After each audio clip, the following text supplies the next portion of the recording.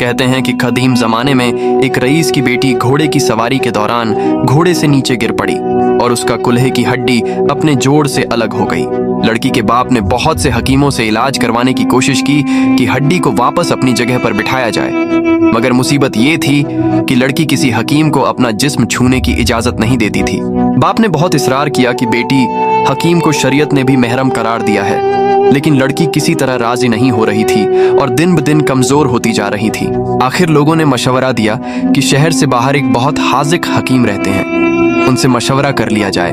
वो शख्स हकीम साहब के पास गया और अपना मसला बयान किया। हकीम साहब ने कहा, एक शर्त पर मैं आपकी बेटी का कुल्हा हाथ लगाए बगैर वापस बिठा सकता हूँ। वो शख्स बोला, जो भी शर्त हो मैं कबूल करने को तैयार हूँ।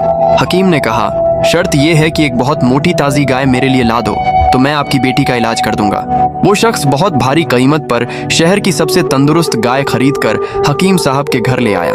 हकीम साहब ने कहा, आप अपनी बेटी को परसों अपने साथ ले आइए, उसी दिन अल्लाह के हुक्म से उसका इलाज कर दूंगा। जब वो शख्स चला गया तो हकीम साहब ने अपने शागिर्दों से कहा, 2 दिन तक न तो गाय को घास का एक तिनका खिलाया जाए और न पानी का एक कतरा पिलाया जाए। शागिर्द हैरान हो गए कि इतनी तंदुरुस्त गाय 2 दिन में भूख और प्यास से मर न जाए, लेकिन उस्ताद का हुक्म था, इसलिए तामील के सिवा कोई चारा न था। 2 दिन तक गाय भूख और प्यास की शिद्दत से बहुत कमजोर हो गई। दोपहर के वक्त वादे के मुताबिक वो शख्स अपनी बेटी को चारपाई पर डालकर हकीम साहब के पास ले आया। हकीम ने लड़की के वालिद से कहा, अपनी बेटी को गाय की पीठ पर बिठा दो।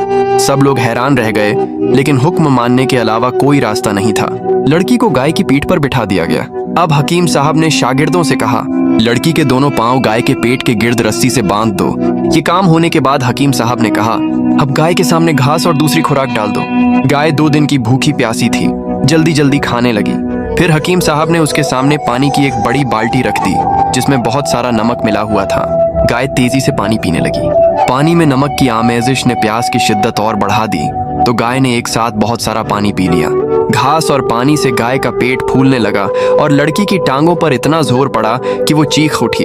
अचानक खड़ाक की आवाज आई और लड़की शिद्दत दर्द से बेहोश हो गई।